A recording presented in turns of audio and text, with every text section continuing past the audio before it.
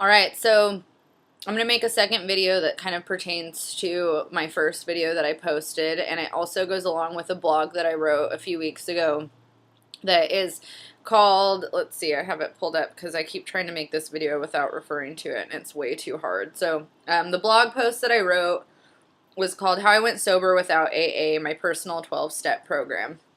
This video, I kind of want it to pertain to more than just going sober. I'd like it to pertain to going vegan or making any kind of large lifestyle change, whether it's starting a fitness journey or whatever. So I'm going to take these 12 steps and then I might kind of expand on them a little bit on how that could apply to going vegan or something else. So the first one, and now that I'm reading it, I kind of would probably make a different one, my first one, but the first one that I have on my blog is make rules for yourself and claim your support system, then make it public. I would probably put that at number 2 because I think the first one that you should do is make a list of your goals. So if your goal, let's say your goal is exactly like mine, or let's say you watched my video and now your goal is like, I want to be a sober, vegan, smoke-free fitness person too. So write all of that down, right? Make that your goal. I want to be vegan, I want to be sober, I want to quit smoking, and then put a date next to when you feel like you realistically could work up to that place, because we all know that's probably not going to happen overnight. If it does, that's awesome, that's great. But just write down, like, I would love to be vegan someday, maybe by May 2017, or I would love to be alcohol free by this time, or I would like to cut back on smoking or cut back on drinking, whatever it is that you want to do. Just make a goal list. And then claim your support system. So that's where you would want to find at least 3 to 5 people that you know in your sphere that are going to be there for you. They don't have to be vegan, they don't have to be sober, they don't have to live the same life or have the same belief system. All they have to do is love you and support you in anything that's going to make you happy, whether it's your fitness journey or you choosing to eat differently. Just people that are going to hear that you're trying to do something positive and they're going to be there for you. If you don't have that, reach out to the internet and find an online support group. There's tons of them, and don't be afraid. You need a support system when you make a big life change. And even with veganism, it's really important to have other people that veganism, a lot of people think is just a diet. Like if you're not vegan, a lot of people will think it's just a dietary thing. I know, because a lot of people talk to me about eating meat in a way that makes them think that I want to hear that, or like it's just food. But veganism is a belief system, and very much so like how some people feel about certain religions. People get or political beliefs. Veganism is very much the same way in that respect. So, you know, it can be very isolating to have a belief system that no one around you shares, and so it can be really important if you want to stay the course with your belief system, and you really have those values. Find people, even just on the internet, that share those values with you. It'll make you feel less isolated, because I'm not saying that because you have a different belief system you shouldn't hang out with people or talk to them about things. You know, we have to find ways of bumping up against other people that believe differently than us. I'm just saying that it can keep you on track and make you feel more sane when you have people to connect with that do feel the same way that you do. So find a support system, and then make it public. So keep yourself accountable to what you're putting out there. If you really feel like you're going to make a change, tell the world and tell them to share the journey with you. That's going to make a lot of people respect you, and it's going to make people want to support you, and they're going to take you a lot more seriously. I think one of the biggest reasons why I had a really hard time sticking the course with, you know, other times that I went vegan or sober was that I wasn't firm about it. I wasn't firm about my beliefs because I didn't want it as bad, I guess. And so, you know, there's times when I would be like, oh, I quit drinking, and people would say like, well, for how long, you know? And then for me, I would question it instead of just being like, I'm a sober person. You know, I would take a break, and then it would just be kind of like people peer pressuring me into giving up, or, you know, being like, oh, well, you don't really want that, do you? And I'd be like, well, do I? So, you know, finding like-minded people and people that you look up to, I guess that's a big one. Finding people that you look up to that are living the lifestyle that you're living. Like, for me, there's a lot of musicians that are sober, and that was, you know, like they drank and partied when they were really young, and then they hit their 30s or some life epiphany happened, and they were like, I just can't have this in my life anymore. And, you know, I think that's really important to realize, like, a lot of those people that sometimes we look up to that we're like, oh, those guys are so tough and they party. And a lot of them don't party anymore. A lot of them are really healthy and, like, do yoga or don't drink or go hiking. And, you know, they're, like, nerdy. So, a lot of these cool people, they're actually really nerdy and really introverted and really not interested in that. So, don't get caught up in that kind of thing. Okay, so find idols that are living the life that you want and you can look up to. Number 2, have hard talks and don't be afraid of losing people. So this is a big one. When you're finding your support system, it's really important when you're putting it out there to have those conversations. So if you have somebody that's concerned with you, making certain positive life changes, don't get angry with them. Have the conversations with them and try figuring it out together. But if you have people in your life that are vindictive, that are really not going to support you, and they're going to see you as not fun anymore because you don't want to go out until 2 in the morning, or your values are changing, or you maybe you have a friend and you guys used to go to a certain restaurant and order something that was really bad for you, and now you guys can't do that anymore. If this person isn't willing to accept you for making healthy changes, then it might be time that you move on from the friendship. Or you can offer the opportunity for them to learn with you and say, like, well, I know we used to share in these things that I'm feeling like are unhealthy. Let's create new things to share. Why don't we, maybe we used to go to Denny's and order the breakfast slammer at 2 in the morning after a night of binge drinking. Why don't instead we go hike at 2 in the morning and drink power smoothies afterwards? Honestly, you can still do really fun, goofy things without it revolving around unhealthy things. So just find like a healthier alternative to what you used to do.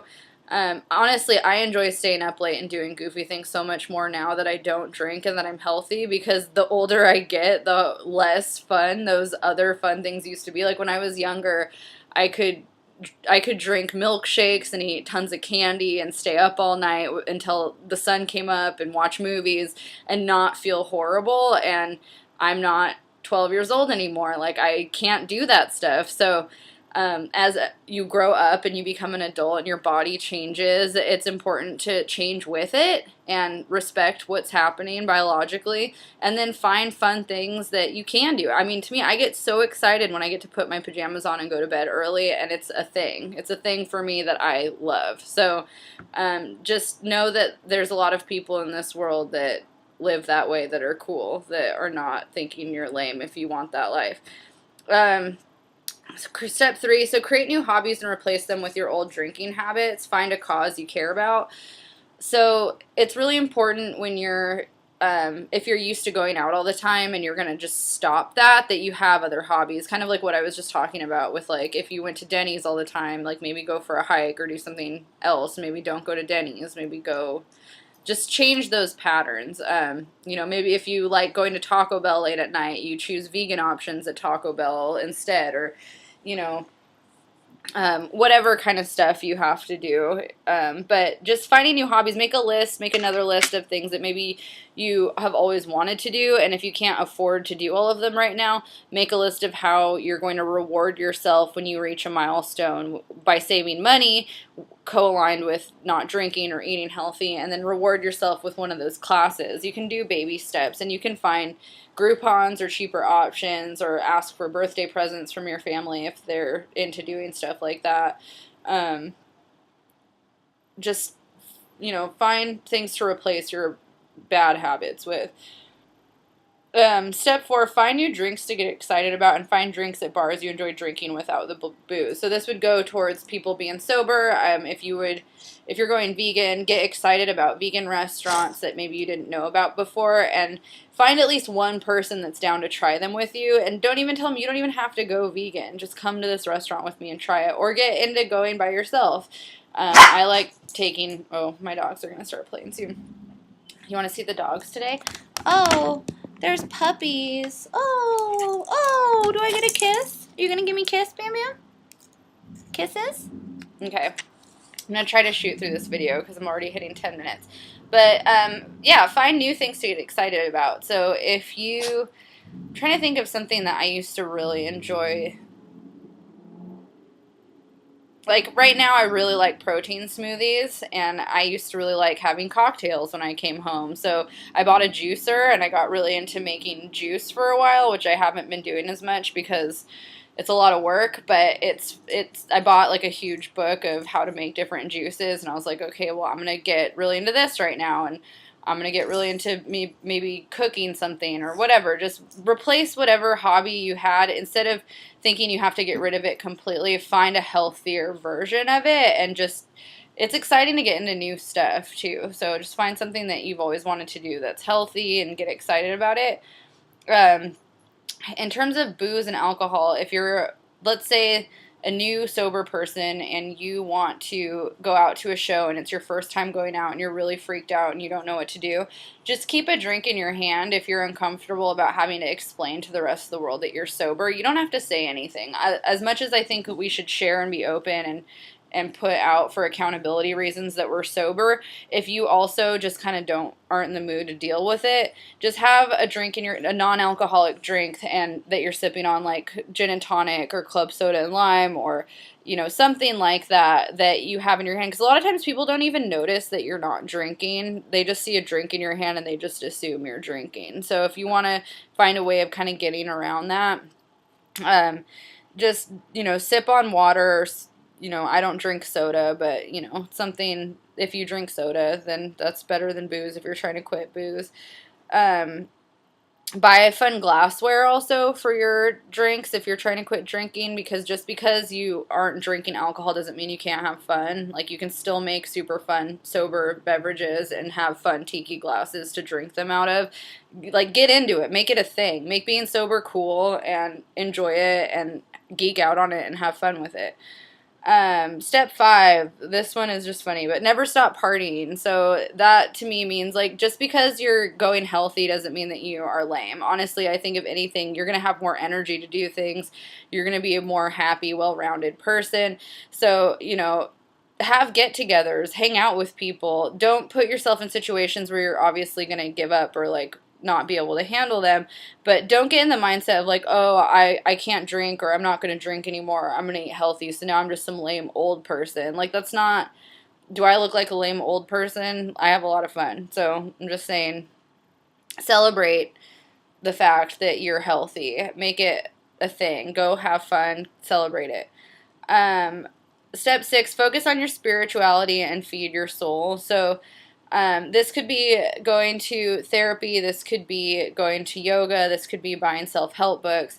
I personally am a big fan of self-help books. I read a lot of them. I read a lot more of them when I was younger than I did for a while, and now I'm kind of getting back into them now that I'm on this journey. And so kind of Google some self-help books that fall in line with the types of things that you're trying to do. Maybe I'll do a YouTube video on the ones that I like and the ones that I've read.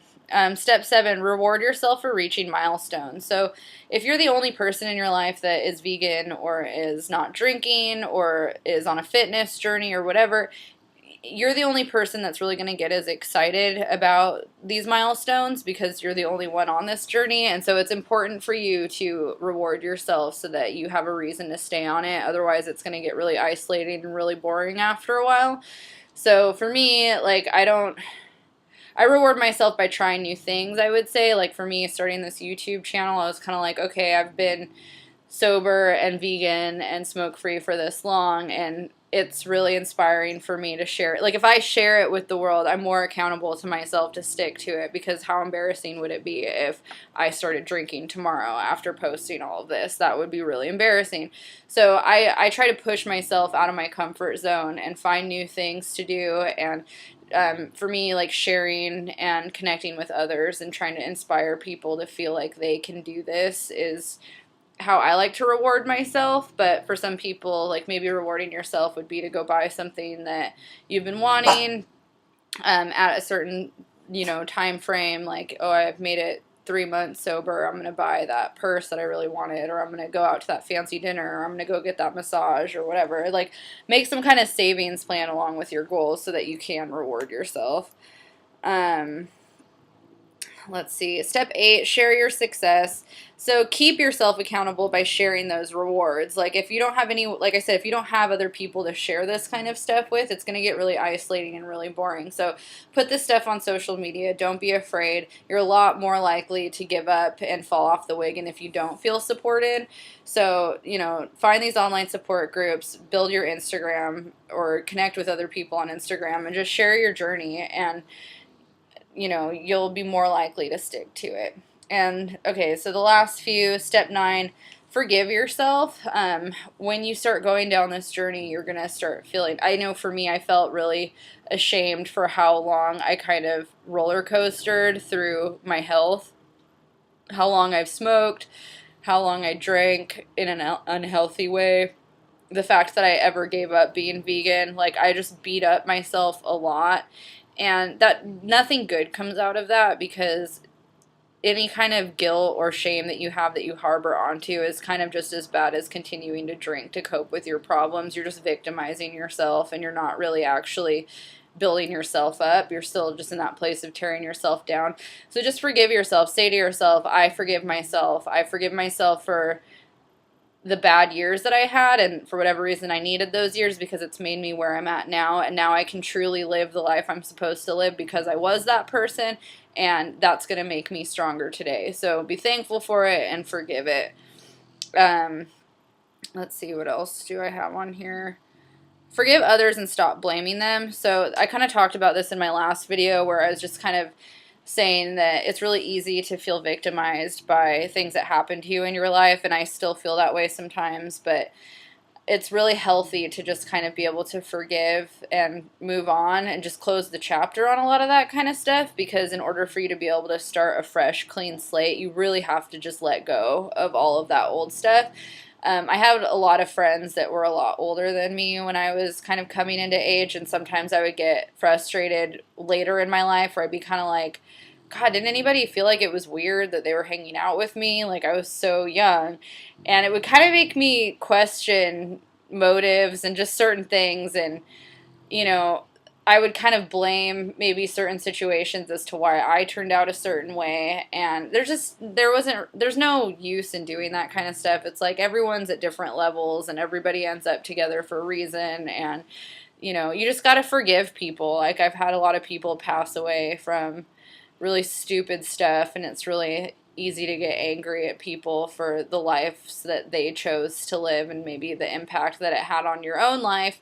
And we really just need to be thankful for where we're at and forgive and just let go. I think just letting go is the most important thing that you can do. Don't be afraid to leave. So this is one of my favorite ones. If you are in a room full of people that are disrespecting you and taking advantage of you, whether it's because you're vegan or you're sober or you're on a weight loss journey or you have internet trolls or whatever, leave the situation. Get yourself out. You don't need to stay around people that disrespect you regardless of what it's about. You don't need to put yourself in that situation. So I know sometimes, like now that I don't drink, I think people kind of feel like, oh, well, she's not drinking, so she can drive. Or like there's kind of like a safety net in there. And as much as my karma, honestly, like I feel like I owe as many designated drives to as many people as I possibly can. And I love driving. I'm more than happy to drive everyone's butts around. But at the same time, like there can be those people out there that are kind of taking advantage of you. And maybe it's not going to be the right situation for you in that moment. So it's just important to have boundaries and have your own back, and just know it is okay to leave and it is okay to say no. If you feel like you're being taken advantage of and you need to kind of put some boundaries down, don't be afraid to do that. And so the last thing on my steps is step 12, love yourself and make your life about loving others. There's this book that I just finished called You're a Badass, and it's by Jen Sincero, and she ends every chapter with love yourself. And for me, I'm on a personal journey of trying to learn how to really kind of love myself, as cheesy as that sounds, but I'm a very self-deprecating person, so I'm trying to learn how to come out of that and help other people. And loving myself, I feel like, will make it easier for me to help people and to achieve the things in my life that I want to achieve. And so a lot of times I feel like we make unhealthy choices because we're not happy in our lives, whether it's with ourselves or with something else. And I think that in order for you to truly change for the better and to make healthy changes, you really have to love yourself to the point where you take care of yourself. And I think that when I realized how much my self-deprecation was affecting my health, and it was a lot of the reason why I drank or why I smoke or why I didn't care about eating healthy. I mean, that's a huge thing. Like, if you don't care about what you put in your body, you're not loving yourself. If you look at yourself as a human garbage can and you don't have values or ethics based off of what you consume, that's a huge indicator that you need to start really looking inward and figuring out what you can do to change that. The not caring and who cares attitude is basically, it means that you don't care. Because I think a lot of people care about you, and I think a lot of people care about the environment. And, you know, when people say, well, I don't care about this, it doesn't make you look cool, and it doesn't make you a better person than everybody else. It basically just shows that you're an unhappy person and that you don't care and that you're in too much pain to care. And I've been in that place most of my life. It's a lot, I mean, I don't even want to say it's easier to be in that place because it's hard and it hurts emotionally, but I think that most people are in that place of not caring. And I think our society is kind of founded on hoping that people will self-doubt and give in enough to just keep consuming the things that are around us, because that's kind of how our society thrives, is by convincing people that they need more than they actually do. And so I think that loving yourself means that you're taking care of your body, you're eating healthy, you're working on your spirituality, you're spreading a positive message to the people around you and in your life, and you're actively trying to seek ways of making the planet and those around you a better place or better people, or you're just kind of giving positive energy out there. And that's a really hard thing to learn how to do when you're used to being negative, and I know because I'm a negative person. So anyways, those are my 12 steps on kind of how to start changing your life. And I hope that if you watched this, it was helpful in some way. Those things have helped me, and I'm excited to share more of my journey with all of you and what continues to help me and drive me. So thanks for watching.